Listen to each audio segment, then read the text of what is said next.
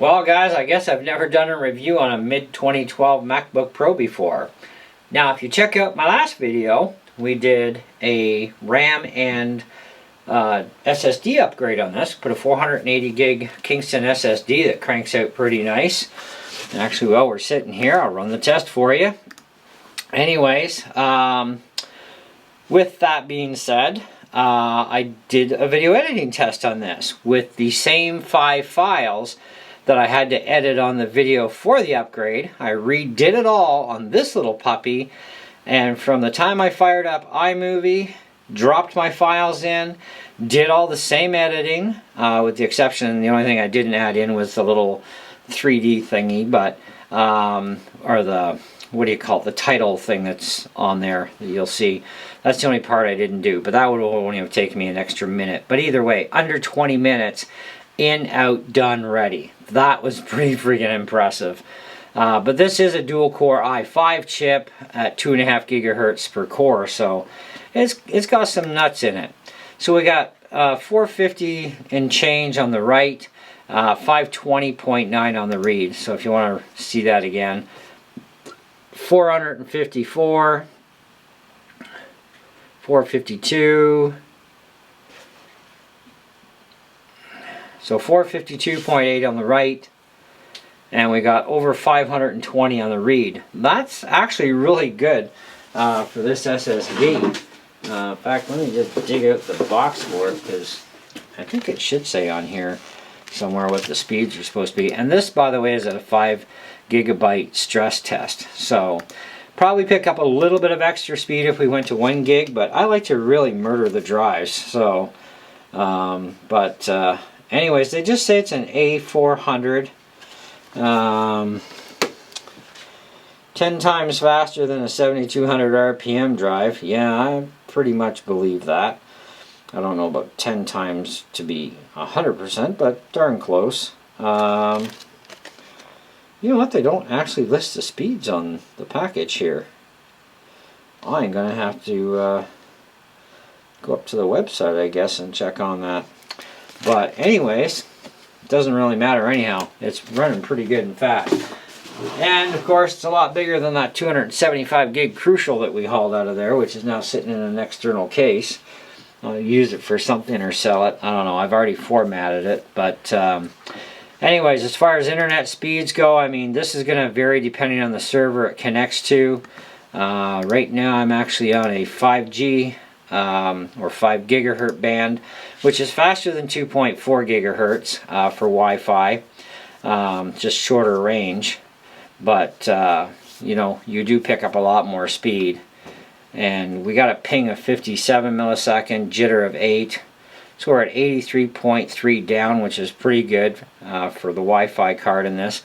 That was one thing I didn't like about my last 2012 MacBook Pro, was the Wi-Fi card was actually pretty slow. And it really drove me a little batty. The Ethernet port was a better way. So 10.7 up on that one. Let's change to a different server. I wonder if one of my favorites are in the list yet. It's not looking like it. Oh, let's try Rogers and Ajax. Let's see how they do. This is Ajax, Ontario. I'm in Canada, so you guys know that by now. 75 millisecond ping. So a little bit less, obviously, a little more delay time.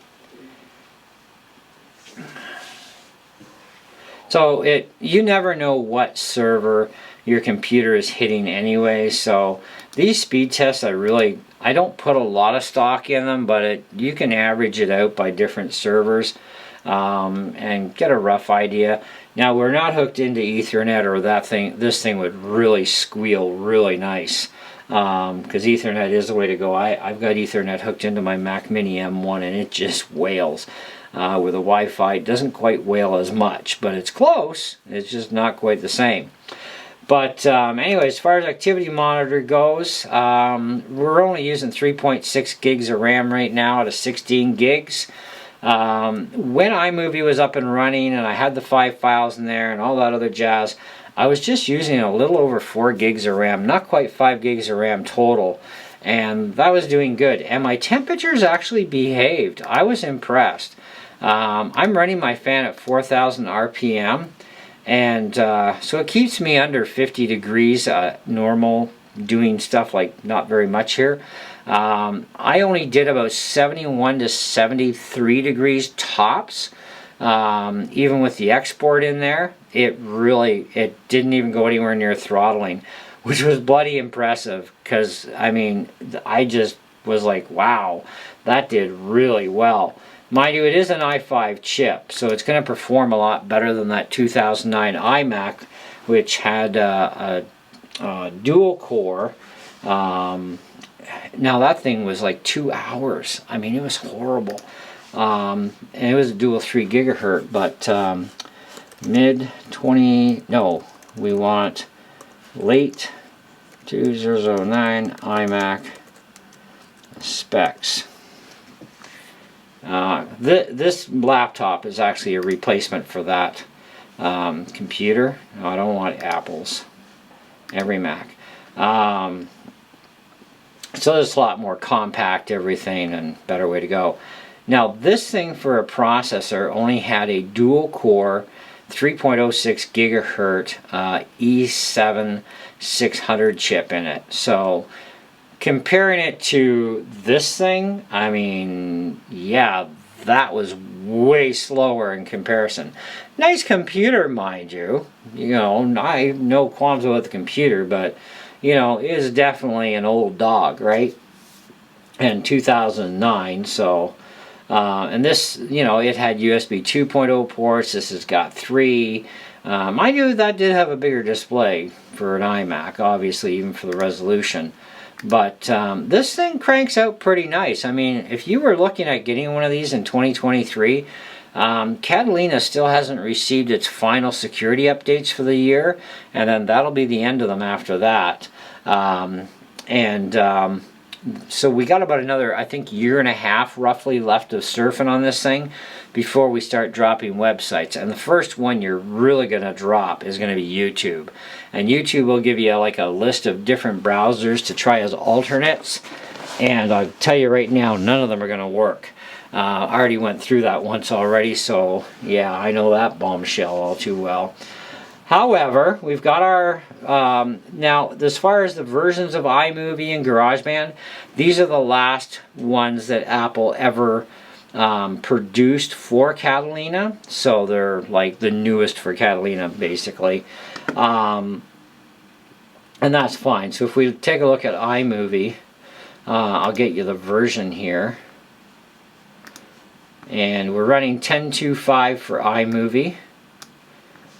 And as far as GarageBand goes, and I've downloaded every single sound for GarageBand. I've got everything maxed out as far as it goes.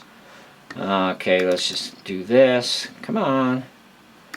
And about GarageBand 10.3.5.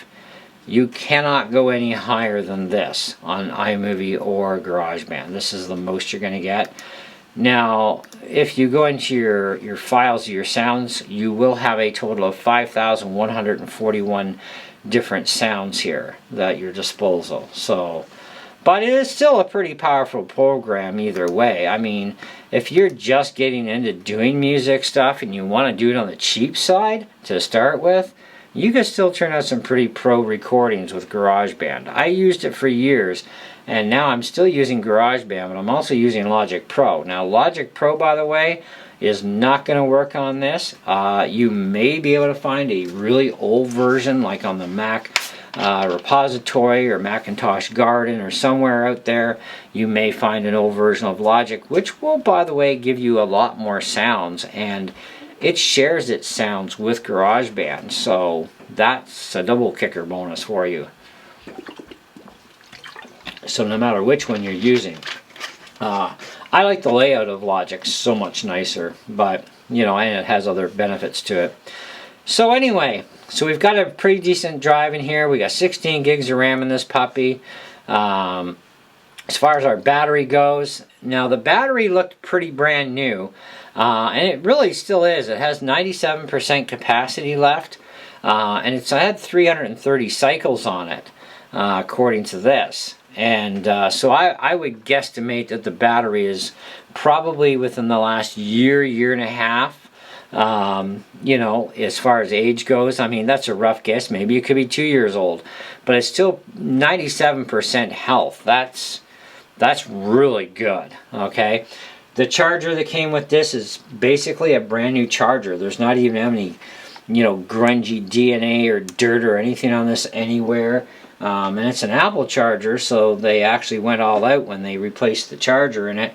And it looks like they have an authentic, or close to authentic, battery in here, I guess. I didn't look that close at the battery to find out if it was an actual Apple battery or not. But either way, it's a good battery. It's in great shape. My temperatures at 4,000 RPM, my temperatures are staying like in the between the late 30s, early 40s. I didn't even break 72, 73 degrees on the video edit, so that was definitely very impressive. Our SSD is running at a cool 30 degrees, no problem. Trackpad 31.1. And our memory, proximity and memory slots were between 36.9 and 42.7. That sort of thing. You get a lot of information from MaxFan Speed Control, and I love this program. And you can get it for free. You can get the Pro version, which unlocks a few other features apparently. But even the free version, it's all you need. You just want to be able to, you know, keep an eye on stuff and set your fan speed where you want it to be all the time. I like the idea of pre-cooling my system, so this way when I do task it, it's going to be cooler already. And that's one thing, when I go to put Windows 10 on this next, I'm going to have to download a free fan control program for the Windows 10 side, because when you run Windows on a Intel Mac, it's not emulation. All Bootcamp does is allow you to take your Mac drive, partition a section of it to the size you want for PC. You install your real Windows 10 on there. You throw in the driver stick next, which will, this is the Bootcamp Catalina stick, because it is a specific set of drivers per OS. And this has all the drivers in it for the Windows side to recognize all of the Mac's hardware. And then this way you've got a real Mac and a real PC in one computer, and voila, away you go. And we'll get more surfing time out of this too, because if we get cut off within the next year and a half, I can still go on to the Windows 10 side and just surf on that side for the next 2 years. You know, because Windows 10 is dead, but security updates are 2 more years worth on 10. So there's another benefit for you there too. I don't believe in hackintoshing Macs with a unsupported OS. I tried it once already. And although it worked quite well, I lost access to GarageBand and iMovie. Apple actually would not allow me to have those programs, so they knew it was hacked either way. So it's kind of like, well, that kind of sucks. But regardless of the fact, whatever, it is what it is. Yeah, these are really nice computers. They have the illuminated keyboard, which is nice. You can control your, you know, your volume and everything for your speakers, you know, up and down, that sort of thing. CD control. The internal CD works perfect in this too, by the way. Screen brightness, you know, if you want to lower it, higher it, whatever you want to do. Lots there. Eject your CD from the key if you need to. That sort of deal. Just they are really nice. I don't even understand why I got rid of my last mid-2012 MacBook Pro, but I also paid almost $300 for that one too at the same hawk shop. This one came in way better shape, basically almost cherry. Like even the hinge is really super stiff on this. Like I'm like, wow, this thing was definitely well looked after. You know, and I can run an external display off of it if I want, and I have the cables for that too. You know, so very nice machines, very solidly built. I mean, hey, it's a Mac, man. It's built like a brick. But regardless of that, I'm sure some of you may want to take a sneak peek at the webcam. It is a 720p webcam, by the way. It is not the greatest because of the year. The megapixels weren't the best, but likely better than a 720p webcam on a PC back then, and in some cases some of them today.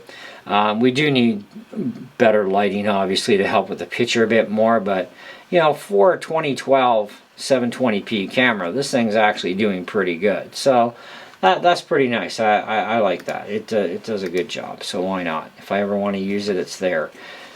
So overall, I give this thing a 4 out of 5. I have no issues with that. I mean, hey, nothing is perfect after all, right? But I would definitely say it's definitely worth a 4 out of 5. I'm going to enjoy this thing for as long as it lives. And even once it's off the internet completely, even on the Windows side, I don't care. You know, I'll still get lots of use out of this thing. It's still a very useful computer for doing all kinds of stuff with it, whether it's gaming or typing or whatever type of thing. I'll still be able to do lots with this thing, even at that point. That'll be fantastic. Hey, I can even slip a DVD in there and watch movies if I want to. Hey, it's great. But for 150 bucks, it was also a pretty good deal overall. You know, but I'd say they're only worth between 100 to 150 depending on condition and specs and everything. This came as a 4x275. They come as a 4x500 with an HDD in here normally, but somebody had already upgraded to a 275 SSD, which was fine. Whoopie ding dong. I needed more space, so. But for 30 bucks for the RAM, another 32 bucks for the 480 SSD I put in there, that was definitely a good investment, and the 150 for the computer. I think I definitely more than got my money's worth out of this thing, especially for the condition, even the condition of the charger, which is virtually brand new too. So, you know, why not? Those chargers from Apple are not they're not cheap. So anyway, that's it. That's all. I'm done. So have a good day, and we'll catch you on the next video. See ya.